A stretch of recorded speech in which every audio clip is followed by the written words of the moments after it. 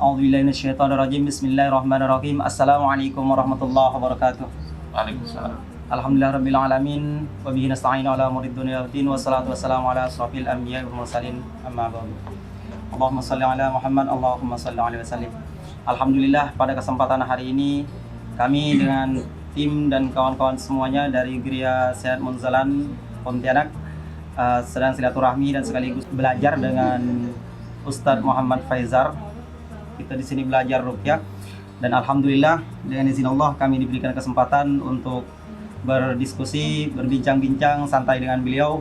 Di sini kami akan menanyakan beberapa hal yang penting yang perlu kami ketahui untuk semuanya. Oke, yang pertama di sini kami akan bertanya Ustadz tentang definisi ruqyah Ustadz. Definisi ruqyah secara bahasa itu artinya jampi atau al-audah.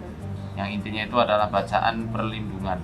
Dan secara istilah para ulama banyak sekali mendefinisikan arti ruqyah. Intinya ya seperti apa yang disampaikan oleh Ibnu Athir dalam kitab An-Nihayah yang beliau karang. Al-audatul lati yuraqqa biha sahibul afati minal humma wa sar'i wa ghairi dzalika minal afat. Ruqyah itu adalah jambi-jambi bacaan perlindungan yang dibacakan pada orang yang sakit. Ya, dibacakan pada orang yang sakit, baik itu sakit demam atau sampai sakit kesurupan. As-sor'o itu kadang orang Arab menyampaikan kesurupan, kadang juga diartikan as-sor'o sebagai epilepsi. Ya, jadi untuk penyakit-penyakit medis dan non medis. Okay. Jadi selanjutnya Ustaz, manfaat ruqyah ini apa Ustaz? Manfaat dari ruqyah selaras dengan namanya ya, roko, dan akar katanya sama dengan irtaqo, yartaqi, ya, yang artinya adalah mengangkat, as-su'ud, dia mengangkat, menaikkan. Jadi ruqyah ini adalah sesuatu yang diharapkan dapat mengangkat suatu penyakit, ya, manfaatnya ya. Kemudian mengangkat masalah dari orang yang diruqyah, mengangkat seluruh sumbatan-sumbatan yang ada di jiwa dan pikirannya. Diharapkan bisa melakukan hal tersebut, ya, tentu dengan izin Allah Ta'ala. Dan manfaat ini adalah manfaat melalui perantaraan yang disyariatkan oleh Nabi SAW. Maka peruqyahnya juga harus bisa mengangkat jiwanya sendiri, menggapai kemuliaan jiwa dengan apa? Tazkiyatun nafas, dengan mensucikan jiwa, dengan terus melakukan istighfar, zikir-zikir pada Allah, melakukan perenungan-perenungan pada ayat-ayat Al-Quran yang dibaca. Kemudian dengan sodakoh, ini juga bisa dengan sodakoh itu salah satu wasilah perantaraan yang sangat amat baik untuk mensucikan jiwa kita, meninggikan jiwa kita di sisi Allah Ta'ala. Nah, di sini ada juga Ustaz netizen yang bertanya tuh tentang jimat dan amalan-amalan seperti zikir dan ilmu kebal itu gimana sebenarnya Ustaz? Apakah itu diperbolehkan dalam syariat Islam atau tidak?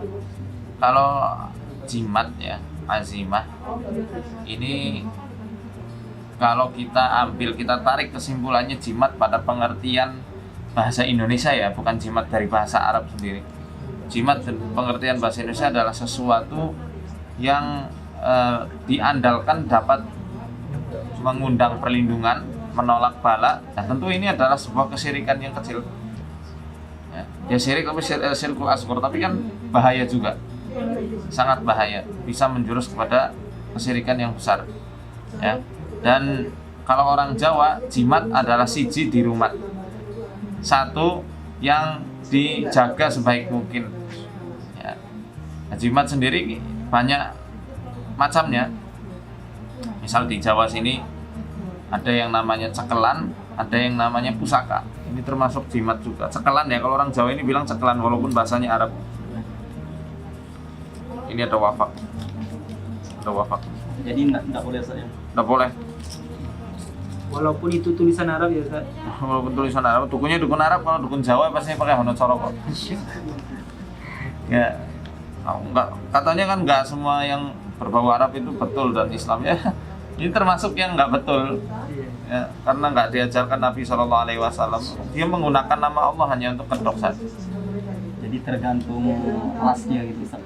Ya, dan bahasan masalah jimat sebenarnya panjang sekali. Nabi SAW kan bersabda, "Man ta'allaqa tamimatan faqad asyrak." Barang siapa yang menggantungkan tamimah, ini kan tamimah, sesuatu yang digantungkan. Cuma ini kita sudah hancurkan, kita robek bentengnya. Bisa ini kita robek ini, laminatingnya. Biasanya digantung-gantung atau ditaruh di dompet. Lah ini ada asma Allah dipantatin. Penghinaan. Cara untuk Ya. mengukurnya gimana Ustaz? Tinggal dibakar saja. Dibakar itu lebih aman karena dia kan mencampurkan nama Allah ya dengan jimat-jimatnya, maka harus lebih baik dibakar daripada disobek-sobek, dibuang nanti masih tersisa asma Allah kena benda najis malah membahayakan. Bakar ada ayat-ayat yang dibaca itu. Baca bismillah saja. Dan ini sama logikanya seperti seorang dokter ya, memberikan resep kepada orang yang sakit. Kira-kira orang yang berakal sehat, resep itu akan ditebus, kemudian obatnya diminum atau ditulis-tulis seperti ini, dilaminating, kemudian dikasih di dompet supaya dia mendapatkan kesembuhan. Kira-kira yang mana? Pasti ditebus kan? Iya. Gitu juga Quran, obat dari Allah Asy-Syafi, Tuhan yang Maha Penyembuh, dokter dari segala dokter. Ya seharusnya dia dibaca, diamalkan, direnungi, ya. Diamalkannya dengan pengamalan-pengamalan sesuai dengan petunjuk Allah dan Rasulnya. Misal contoh, wa kulu wasrabu wa la tusrifu. Ini kan salah satu ayat kesehatan juga. Makanlah kamu, minumlah, jangan berlebih-lebihan. Sesuai porsinya lah. Jadi bagaimana cara berzikir menggunakan Asmaul Husna yang benar? Yang benar yang dicontohkan Nabi SAW ya seperti yang biasa kita baca pagi dan petang. Ya Hayyu ya Qayyum bi rahmatika astaghits. Aslih li sya'ni kullahu fala takilni ila nafsi tarfat ain. Wahai Tuhan yang Maha hidup, yang Maha berdiri sendiri, Maha mengurusi makhluknya, urusilah keperluanku, jangan kau tinggalkan walau hanya sekejap mata. Nah ini bukan hanya disikirkan saja, tapi juga harus ada hajat yang kita mintakan pada Allah Ta'ala. Kalaupun misal ada teman-teman di rumah ya yang kepengen zikirnya itu hanya misalnya Hayyu ya Qayyum, ya Hayyu ya Qayyum, karena saking cintanya dengan nama Allah tersebut, tidak masalah asal tidak dibarengi dengan ritual-ritual yang mendukung dan niat-niat yang buruk. Seperti contoh zikir Asmaul Husna supaya bisa kebal, zikir Asmaul Husna supaya bisa menghilang, zikir Asmaul Husna supaya dapat hartanya melimpah buat penglarisan, zikir Asmaul Husna supaya dapat jin muslim yang bisa tunduk padanya. Ini kan niat yang rusak. Bukan karena Asmaul Husna yang salah, tapi niatnya yang salah. Dan jangan dibarengi dengan ritual-ritual lain seperti puasa mutih, puasa pati geni, puasa ngebelang, puasa ngerowot, dan lain-lain. Itu yang merusak zikir yang sebenarnya dibolehkan secara syariat. Zikirnya boleh, caranya yang salah, niatnya yang salah. Ini yang mesti diperbaiki. Wallahu a'lam bishawab. Selanjutnya pesan buat kami sebagai Ruqyah dan kawan-kawan yang berada di musola desa. Ya, pesan khusus dari Al-Fakir ini kepada saudara-saudari pejuang Tibun Nabawi yang ada di Rumah Sehat Munzalan, bimbingan Kiai Luqmanul Hakim Hafizahullah Ta'ala. Terus berpegang teguh dengan Quran dan Sunnah. Jangan bosan-bosan mengevaluasi diri.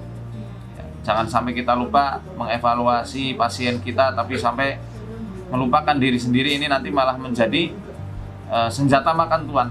Ingatlah, kita ini sebagai mujahid yang sebenarnya, mujahid yang betul-betul memerangi musuh-musuh yang hakiki dari setan-setan yang zalim yang telah menganiaya para kaum muslimin dan muslimat.